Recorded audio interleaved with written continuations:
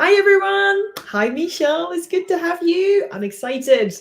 I have to say, I just did a pregnancy brain sort of glitch. I was supposed to put a countdown. There is no countdown. We are live. This is happening. I don't know what to expect now.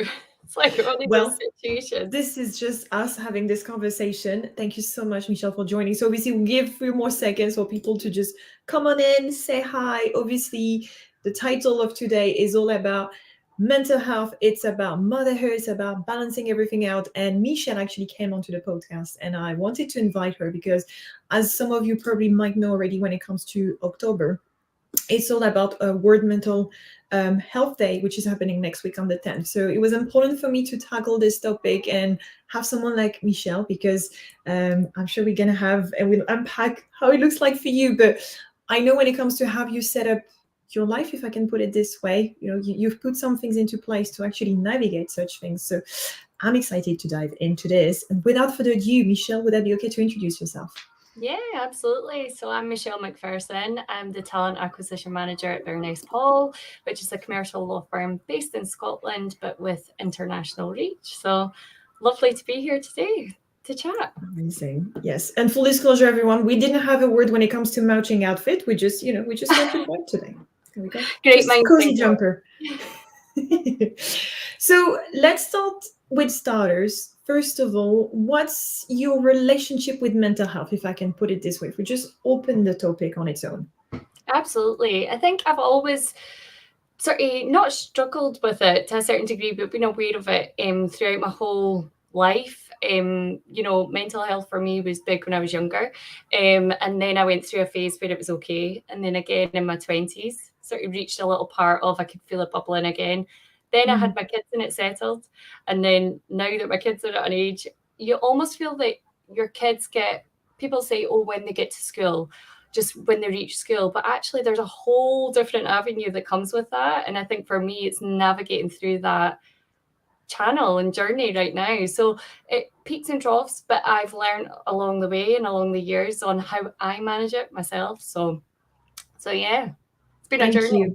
you. I can hear that. And I think this is exactly why I was keen to obviously link that topic with motherhood, right? Because obviously Yep. I'm just before that jump, let's put it this way, 3 months to go. But how has it been? Like you said, potentially obviously things evolve, and I'm assuming even on the daily it evolves, but how have you been managing? Or maybe it would be helpful for anyone listening to us to maybe give some context as to who is in your family, how old are your kids, and then from there maybe we can talk a little bit more about your journey with your kids navigating mental health. Absolutely. So in my family, I've got a 6-year-old son, a wee to be 7 actually next month. I've got a 2.5-year-old daughter. I've got my dog who is beside me. So Baxter. full disclosure, if Baxter does bark, then this is all about the life. And my husband and I. So yes, so there are 5 of us. And Family yeah, of five. so my son is in primary 3 at school. My daughter's just about to start her our school nursery, so in our anti-preschool year next year. So lots of spinning plates, lots of different, behaviors come into play now, and lots of attitude and a different sort of journey that we're going on with Blake in school as well to a certain degree, because he is at an age where there's lots of things happening that he's not able to sort of navigate or control. So it's up to me to try and help him throughout that. So it's Interesting. yeah, it's ever evolving, and I'm learning as I go. Yeah.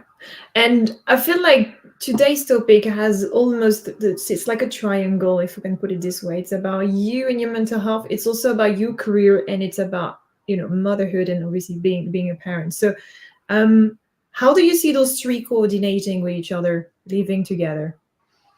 I think it's all there's different stresses and things that come into play throughout all of them. With regard to work, work for me isn't a huge sort of trigger to a certain degree. I actually find a lot of peace and comfort in work because I'm organized, attention to detail, and I know what I've got to do to get a job done. So I actually find this the less stress of my Okay. life, to be Yeah, honest. fair enough. Then what happens into to sort of motherhood and how I navigate my way through that, I have to sort of learn as I go, and understand that I'm not always the best in situations. So I need to recognize that. I've learned a lot throughout having Blake. a lot of things that he is going on for him at the moment are really triggering for me. But I need to understand that my journey isn't going to be his journey. He's going Mm-hmm. to cope very differently, and he's got a different personality to me. So I always need to remember that his situation isn't going to be the same journey as mine. And then into sort of personal and how that evolves is always making time for myself. Looking after me is hugely important because I'm the one that's trying to keep the ship afloat, work, kids. So I'm the main factor. So taking time for myself and not feeling selfish about that, I always need to remember that I do that. Absolutely. And let's talk about this last part because I feel like this is actually something that I thought about for today's conversation. I feel Mm-hmm. like the number one thing that I discuss with my clients or women that I have in my network when it comes to mental health, motherhood, and what's the main challenge is I can't seem to prioritize myself without feeling guilty. So let's talk a little bit more about that. How do you make that happen? How do you take time for yourself and truly enjoy it? I think for me is not feeling guilty about it. I felt guilty if I missed a bath time or if I wasn't there in the morning to send them off to school or things like that. I carried a huge amount of, well, I have to be there, but well, why? Because actually they've got a more than capable father who's there to help as well. But actually taking time for myself then means that when I'm here, I'm more present with them. So having that sort of awareness that if I do go a walk with a friend one night and miss bath time, or I do go and have dinner with someone, or I go and get like say, a facial or my nails done, it's not actually the end of the world because then when I'm here, I'm not feeling that pent up type energy that, oh God, it's too much.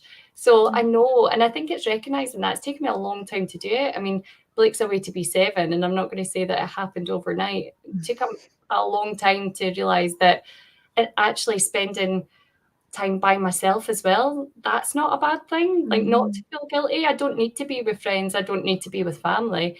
Actually, just going, I don't know, going and doing something myself is actually really refreshing. I think that's an important point as well that you mentioned. So yeah, the spending time by yourself. I feel like obviously right now I've got all of the luxury in the world. I know this is probably gonna change very soon, right? The I will. it's I like yeah, you will. It will. But I feel like for some of the clients I have seen, because again I can't speak for myself, not being a mother with a kid just yet, is how do I find the time? Like, I feel like a lot of clients really struggle when it comes to like showing up on all of the things. And I know something about you that we haven't mentioned, so I'm going to bring it up as well. It's the fact that you work 4 days out of 5, right? Have you seen this enabling you to actually thrive and have the time, like you said, for yourself, but also obviously for your family? How have you used that sort of setup of having a full day working week? Yeah, I think for me, it's the 4-day working week works really well because then I have that day with my daughter. So I have the day with Harper, which I had with Blake as well. So I wanted to follow that tradition of spending time with them, but also having that day to take stock and have a little bit of a breather in between the chaos that happens, but also use that time, wisely to be able to go to the clubs with Blake if it's after school and not be chasing my tail like a million miles an hour, so to speak, and to think on a Thursday after school, because a Thursday is my non-working day, random, but it works.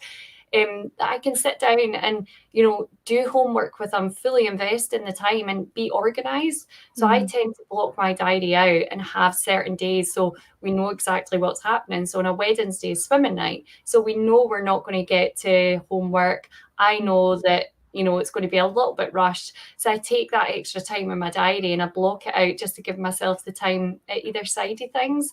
But the Thursday for me is the breathing point, and I can take stock. I still dip in and out of work, don't get me wrong, I still keep things ticking over, but it just gives me that sort of day to be able to spend with my kids. And that's where I think it really makes it, I feel that I've done that with Blake and I wanted to follow that through with Harper and it works. I love that. And I think it's important as well to mention that it's Thursday that you're taking off. Like you said, it's odd, but it works. So I feel like for anyone listening to this as well, if you're getting some ideas or if you're brainstorming about what potentially could work for you to prioritize yourself, your mental health, but also navigating motherhood, don't necessarily feel like you have to comply to a certain mold or however we want to call that, right? Just experiment and see what things work for you. So going back to you, obviously we know Thursday is off and Thursday works. How long have you been doing this and this organization?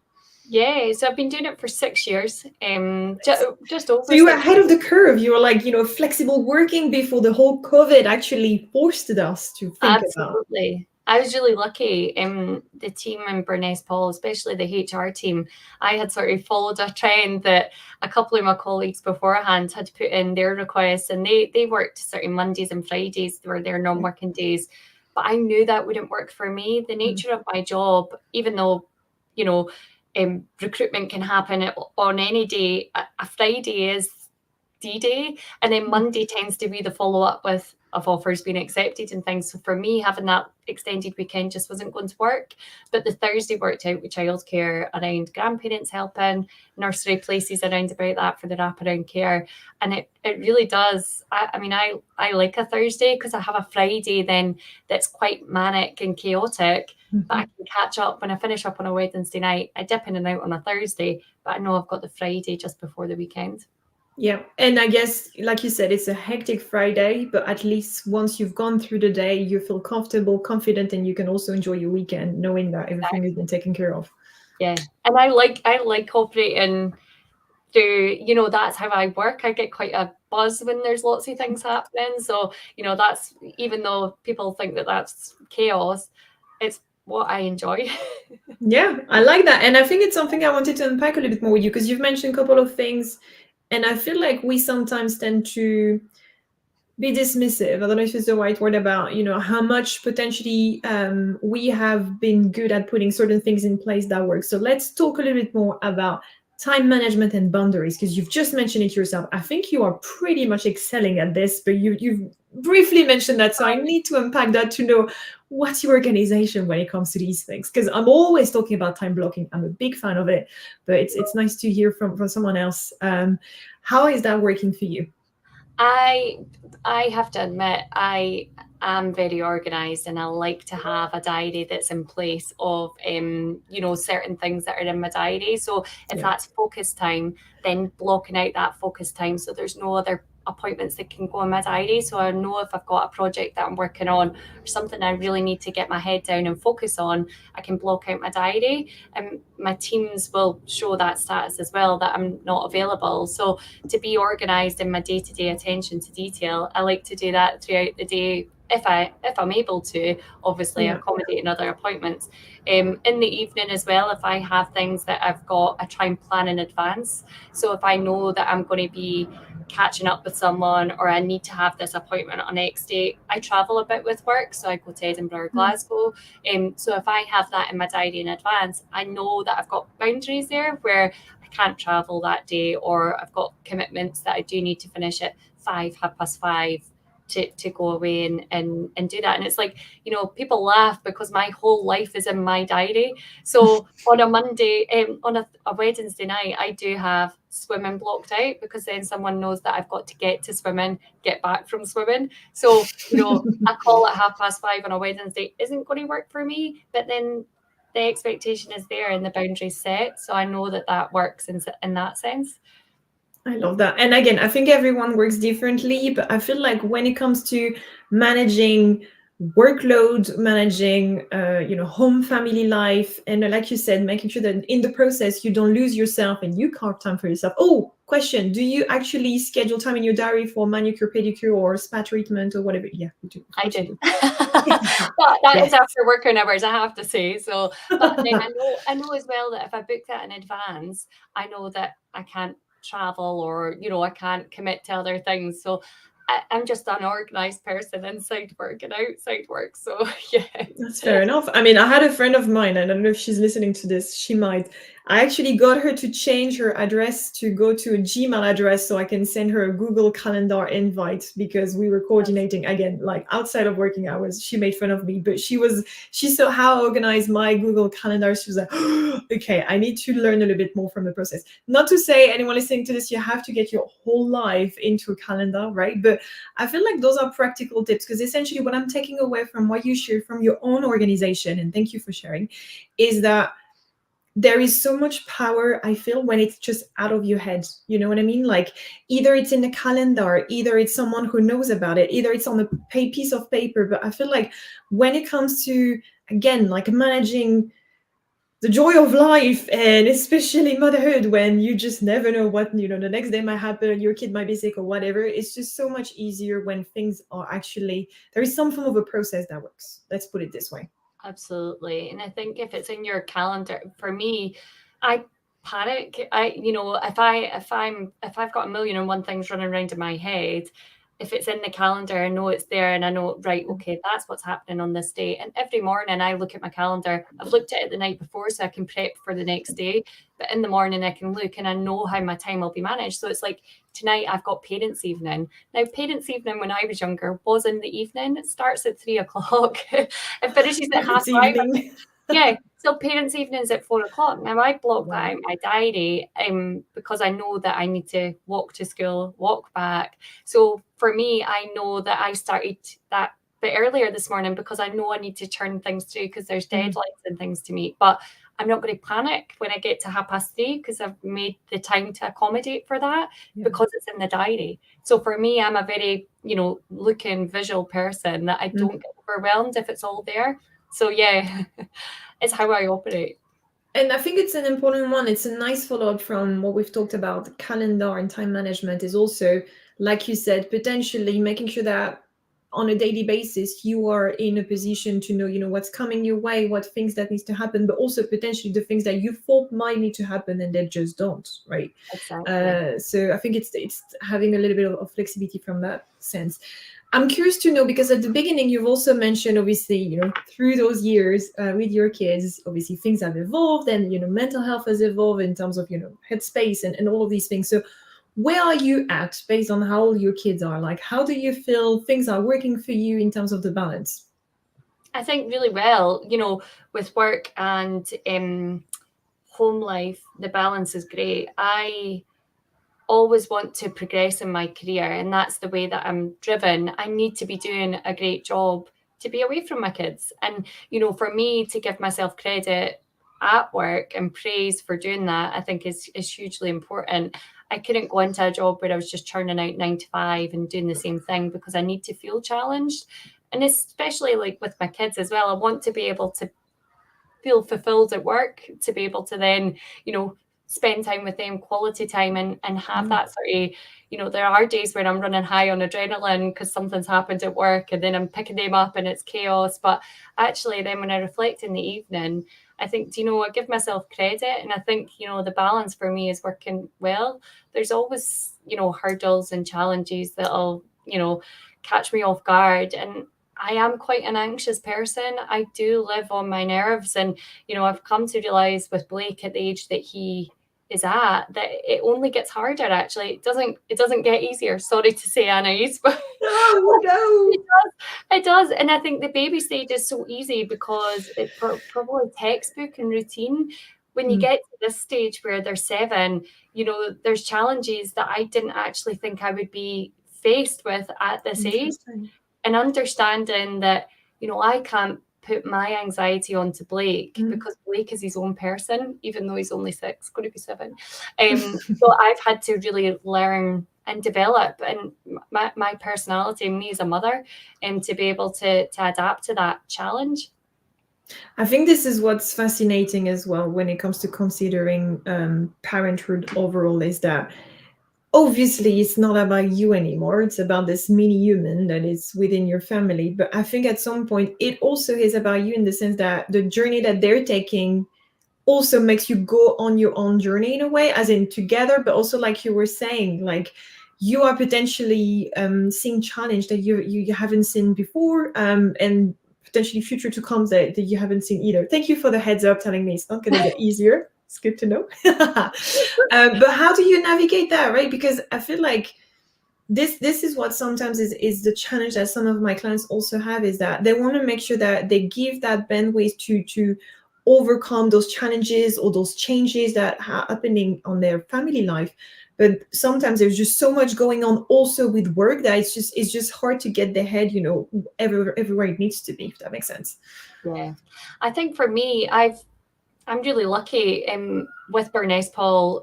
We've got a huge raft of support tools that we can sort of plug into. We've got a Westfield Health Cash plan that, I've tried acupuncture just to try and reduce levels of stress, and it works How really was that? well. Yeah. It's really good, actually. I don't do it routinely. It's not something, but I have used it in the past to try and help and sort of manage that, which again is a benefit that we can plug into through that cash plan. We've got a great employee assistance program, and we've got the availability to speak to people up to six times face to face, which is Nice. helpful if you're going through a real difficult stage, to Mhm. speak to someone out with your house and actually have that sort of open chat is really helpful. But for me, I think more recently, the stuff that I've been going through is when I'm feeling that, horrible sense of I'm feeling overwhelmed, is keep my feet grounded, try and remember or feel my feet on the ground, take Let me deep do breaths. that actually. Yep. Yeah, and take deep breaths, and remember, give yourself credit that you're doing a really good job. Because I think for me, I'm always feeling that I'm not doing 100% it either, and actually giving myself the praise to say, well, actually, I handled that, maybe not the best, but I've done a good job. And I would feel like I'm more like that in the parenthood side at the moment than I am at work. But it's just a challenge that we're going through at this stage. Like I say, it's I didn't think I would be coming to that at this point with a 6-year-old, but it's just different phases. It's interesting because, yeah, I mean, a couple of things. First of all, I'm glad that you're raising this point, because I don't think we talk a lot about exploring also, like when it comes to mental health. I know, for example, for me personally, I've had some challenges as well. I mean, I've gone through burnout, which is the reason I've set up my business and I do what I do. Story for another day. And so, yeah, my relationship when it comes to mental health, anxiousness, all of these things, definitely, like you said, it's been a journey. And I'm conscious it's just been me, and there is no human in the process yet, or at least it's inside for now. So I know it, obviously much more to come on that. But point is, when it comes to these things, I feel like sometimes our sort of like quick reaction is to try to fix it for ourselves, if that makes sense. To try to like go in and just think, okay, how can I make this better? And actually, like you said, sometimes you can actually rely on external help. So within potentially the current employer that you have, there might be a health insurance, a health cash plan, like you've mentioned with yours. Amazing example. I've studied acupuncture as well. Very interesting. Yeah. And and even not necessarily for those of you who might not necessarily be employed at the moment, or might be on mat leave in between roles, whatever that is, even just thinking about what is available outside of just me and that can help me. And like you said, it could be a friend, or it could be someone completely external to everything that you're going through. But I think this is an important point that you're raising here, because especially, and I'm putting myself into this as a woman, but like, I need to fix this, like this is on me, just like head down, tunnel focus, like how can I fix this? Well, actually, potentially there is a support network that you need to consider to help you navigate that. Oh, hugely. And I think I was always like, don't need to speak to anyone. Everything's fine. Like everything that's, and my husband is great, but if anyone's watching and they know my husband, they will say that he's as laid back, he's horizontal. And he would always say, it's going to be fine. Well, he doesn't, his, how he deals with things is completely different to what I do. And how we've managed to come together on a lot of things, especially with Blake.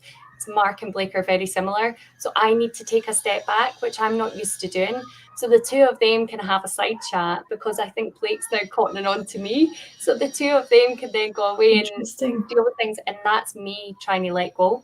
So I have to then let go and let them figure it out, and then they come back to me and tell me what they've discussed, or how they're going to sort things. And it's understanding that actually by letting go of the reins, or understanding that actually just speaking to someone else for an hour makes you feel a whole lot better. Someone that doesn't Mm. know you or someone that doesn't have any opinion on your life whatsoever can actually just give you some, like, literally, I got 3 hints and tips that I've taken away, and I'm like, wow.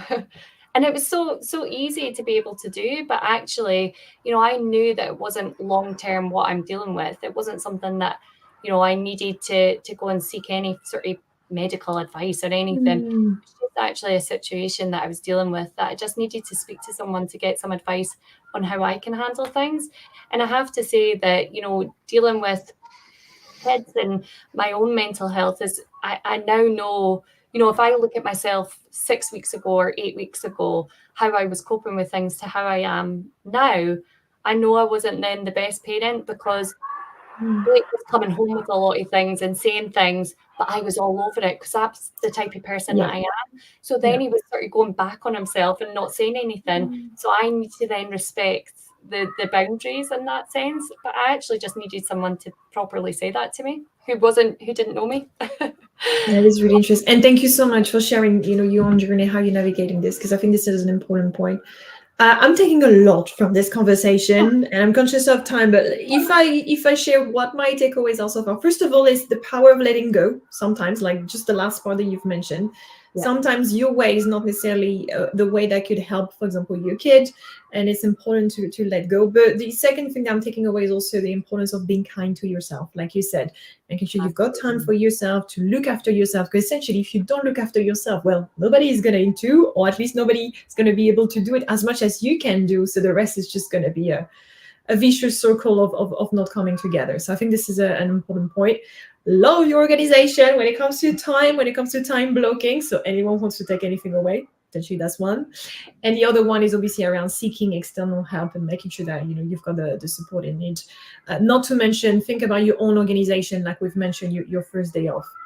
Yeah. For anyone listening to us today, is there any final either tips, final things that you want to share to help them navigate motherhood, mental health, work, life?